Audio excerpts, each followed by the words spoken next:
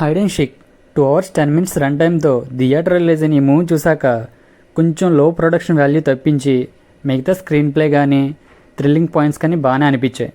తెలుగులో కేరింత మనమంత సినిమాల్లో హీరోకి యాక్ట్ చేసిన యశ్వంత్ గారే ఈ సినిమాకి హీరో. ఇంక ఈ సినిమా క్రైమ్ థ్రిల్లర్స్ ఇష్టపడే వారికి బాగా నచ్చుతుంది కూడా.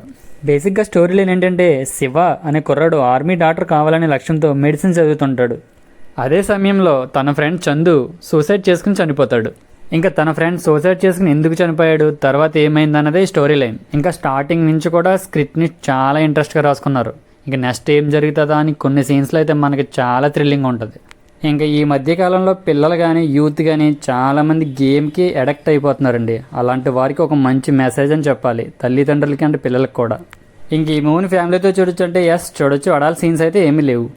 ఇంక ఈ సినిమాలో ప్లస్ పాయింట్స్ వచ్చి బాగా థ్రిల్లింగ్గా రాసుకున్న స్క్రీన్ ప్లే అండ్ ఇంటర్వెల్ వచ్చి ట్విస్ట్ అండ్ క్లైమాక్స్ కూడా బాగా అనిపించిందండి. రెగ్యులర్గా కాకుండా మంచి స్మూత్గా బాగా హ్యాండిల్ చేశారు. ఇంకా ఫైట్స్ మాస్ ఎలిమెంట్స్ కోరుకున్న వరకు అయితే ఈ సినిమా నచ్చదు. మెయిన్గా థ్రిల్లర్ ఇష్టపడే వరకు ఈ సినిమా చాలా బాగా నచ్చుతుంది.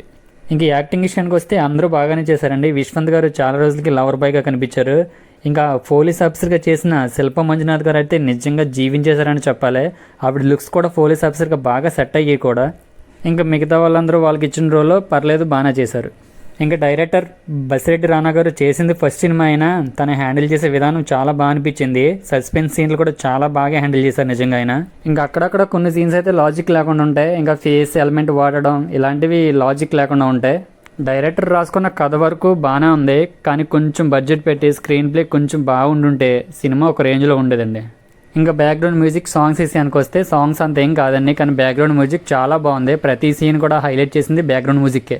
ఫైనల్గా నేను చెప్పేది ఏంటంటే, లాజిక్స్ అండ్ లో బడ్జెట్ విజువల్స్ పక్కన పెట్టి థ్రిల్లింగ్ని ఎంజాయ్ చేసే వారికి ఈ సినిమా నచ్చుతుంది. ఇంకా మీలో ఎవరైనా ఈ మూవీ చూస్తుంటే ఎలా ఉందో కింద కామెంట్ చేయండి. ఇలాంటి జెన్యూన్ రివ్యూస్ కోసం నా ఛానల్ సబ్స్క్రైబ్ చేసుకుని అలా పక్కనున్న బెల్ సింబల్ని ఆల్లో పెట్టుకోండి. చాలామంది చూస్తున్నారు కానీ సబ్స్క్రైబ్ చేసుకోవట్లేదు. అలాగే మీకు కనుక నా రివ్యూ నచ్చితే లైక్ చేసి షేర్ చేయండి.